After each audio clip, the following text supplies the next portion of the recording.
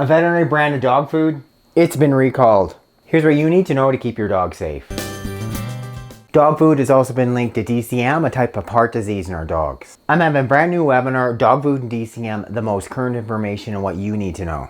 It's happening this Tuesday, February 21st. It's free to register. You can click the link in the box below to sign up. Purina announced a recall of Purina Pro Plan Veterinary Prescription Diets EL Elemental.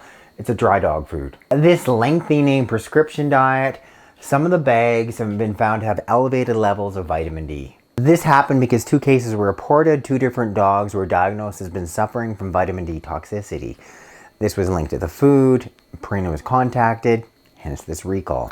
Both those dogs were taken off the food and they've since recovered. Animals exposed to too much vitamin D, initially they can be GI signs, loss of appetite, vomiting, diarrhea. Then signs of kidney disease, increased drinking, increased urination, and in some cases you actually get kidney dysfunction or kidney failure. Purina now makes a prescription line of veterinary food. So most of the food is obviously distributed through veterinary clinics, but also can go other places, even authorized retailers. They're allowed to sell prescription food. I'm going to put the lot numbers, the UPC codes in the description box below. If you happen to be using this food, one is obviously stop feeding this to your dog. Secondary, contact your veterinarian. Unfortunately, vitamin D toxicity, it isn't actually that uncommon. It's something that I also saw in veterinary practice, and it has been an issue with pet foods. But clearly you have to be cautious with it, because it just turns out that some of the rodenticides, some of those poisons that are used to kill rodents, they contain really high levels of vitamin D. And in some cases, that's how dogs get vitamin D toxicity. Vitamin D toxicity isn't the easiest thing to always diagnose, because that's not something you routinely test for, vitamin D. So typically you have an animal that's come in that's showing signs of renal disease. You know, loss of appetite, excessive drooling, increased urination, increased drinking. You're doing blood work, but you're not going to see high vitamin D. You don't test for it. What you are going to see is high calcium, maybe high phosphorus, and then you should be thinking, possible vitamin D toxicity. So what are kind of my thoughts? Well, first, I personally be super cautious of feeding any Purina product, especially a so-called Purina prescription veterinary diet. This is the company founded on Purina dog chow. That's high carb, really low quality kibble. Purina cat chow, turning all these cats into diabetics. And I really don't get how they can use the word prescription. Like, does it mean that a veterinarian's got to sign a piece of paper for you to buy that food? No, but it sure is a great marketing term. But this isn't the first time there's been too much vitamin D found in pet food.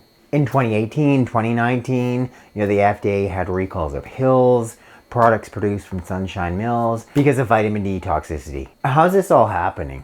Pet food, it's this massive multi-billion-dollar business. They're making huge lots. And just think of all the many moving parts. Clearly, someone didn't properly calculate the amount of vitamin D for the amount of batch of food they're producing, giving this food with way too high levels.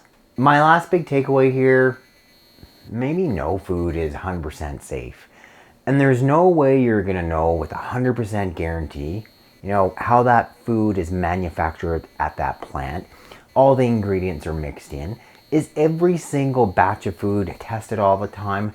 Clearly not. Or you wouldn't have recalls. You wouldn't have vitamin D toxicity, result of too much vitamin D in pet food. Be in tune with your dog, right? Something changes.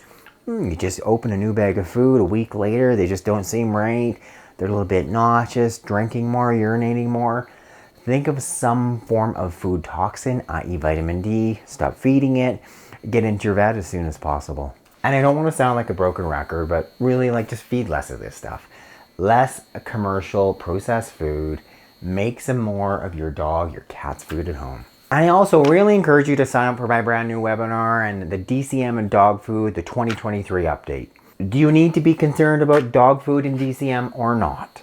What's causing it? Ingredients you should be avoiding. Click the link in the box below to sign up.